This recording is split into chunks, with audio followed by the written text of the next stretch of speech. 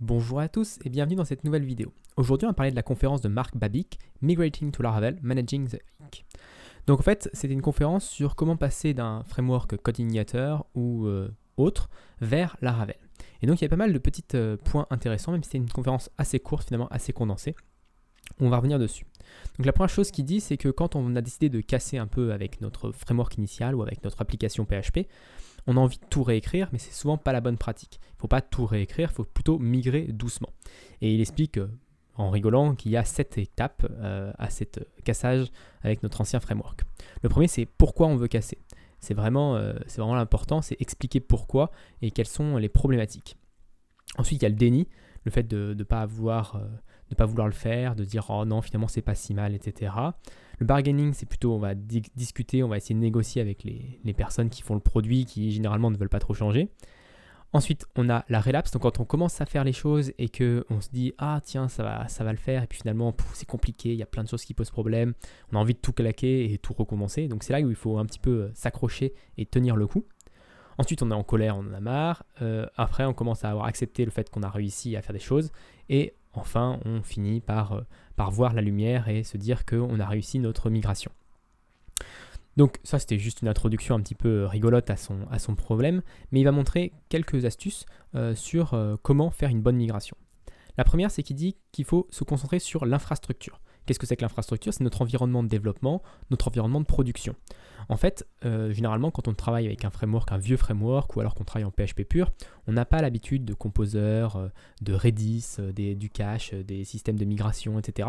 Donc il faut commencer par bien mettre en place l'infrastructure au niveau de nos ordinateurs, les ordinateurs des développeurs, et aussi au niveau du serveur, pour qu'on ait un endroit où on puisse installer la dernière version de PHP, la dernière version de Composer, enfin voilà, qu'on puisse avoir les choses un petit peu propres, et c'est là-dessus qu'il faut commencer. Ensuite, il montre un fichier de config très intéressant, un fichier Nginx.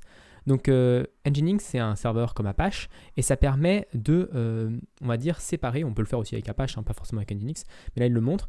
Donc on peut séparer les routes en fonction de l'URL. Donc là par exemple, il montre dans son exemple que tout ce qui est API ou OAuth, ça va être redirigé vers un proxy qui est le serveur Laravel.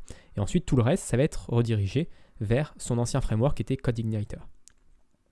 Ce qui est avantageux avec ça, c'est qu'il peut utiliser également Docker en production pour avoir vraiment des serveurs séparés, un pour Laravel, un pour CodeIgniter, et du coup pouvoir avoir la dernière version de PHP, enfin avoir des versions de PHP différentes, avoir des versions de différents programmes différents entre leurs serveurs. Donc ça, il dit voilà, c'est l'infrastructure. Une fois qu'on a mis ça en place, c'est déjà un bon début, c'est-à-dire qu'on va pouvoir commencer à travailler avec le framework Laravel et migrer progressivement des choses de mon ancien framework à Laravel. Ensuite, il explique qu'il faut reprendre le contrôle de son data model. Alors, qu'est-ce que c'est que le data model? C'est la base de données. Typiquement, c'est comment on interagit avec la base de données. Généralement, dans ce genre de vieux framework, la base de données est souvent très sale. Il y a des colonnes qui sont nommées bizarrement, il y a des noms de tables bizarres, et il y a des données bizarres aussi dans la base de données. Et donc, il y a plein de choses à gérer à ce niveau-là. Et on a tendance à vouloir, quand on refait une application, quand on migre quelque chose, on a tendance à vouloir commencer avec cette base de données. Et ce qu'il explique, c'est qu'il ne faut pas le faire, même si ça peut nous paraître bizarre et sale, il faut au maximum garder la base de données telle qu'elle et modifier, on va dire, l'interface, comment on interagit avec la base de données. Comme ça, on ne touche pas la base de données, donc ça continue à fonctionner pour tout le reste de l'application, et on peut, nous, utiliser la nouvelle interface qu'on aura créée via la base de données pour pouvoir utiliser notre code correctement et avoir un code propre. Donc là, par exemple, il montre un exemple d'un modèle Eloquent et on peut bien sûr renommer la table. Bien sûr, si les tables ne sont pas nommées avec une convention propre comme Laravel, voilà. On peut renommer également la primary key en fonction de nos besoins. Ce qui est possible aussi, mais qui ne donne pas dans sa conférence, c'est qu'il y a une fonction qui s'appelle getTable et une fonction qui s'appelle getPrimaryKey.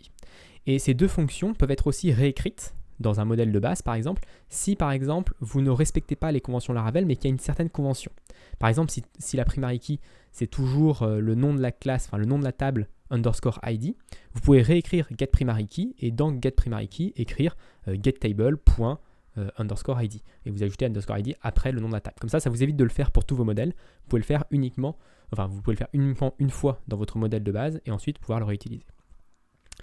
Il explique ensuite qu'on peut utiliser des accesseurs en Eloquent. Donc là, par exemple, il crée un accesseur qui s'appelle getIdAttribute. Et ce getIdAttribute, ça va retourner l'identifiant. Donc du coup, à chaque fois qu'il fera flash ID, maintenant, ça va lui redonner le vrai ID qu'on a vu tout à l'heure, qui était HID en réalité.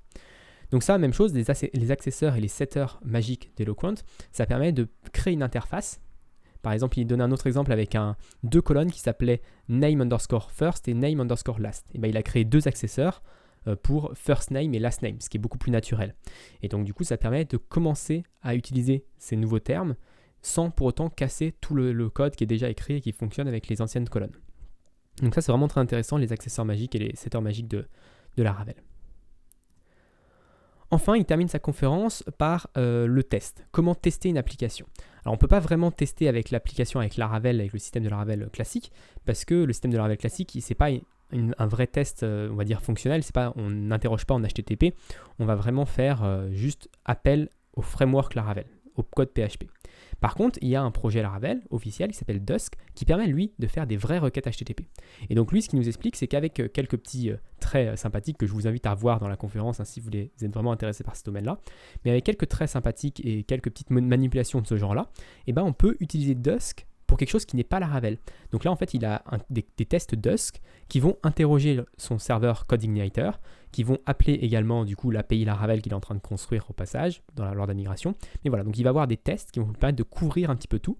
Et du coup, il va pouvoir tester son CodeIgniter et ensuite faire la migration de cette page-là de CodeIgniter à Laravel, voir si les tests passent toujours. Si les tests passent toujours, ça veut dire qu'il n'a rien cassé et donc tout est bon.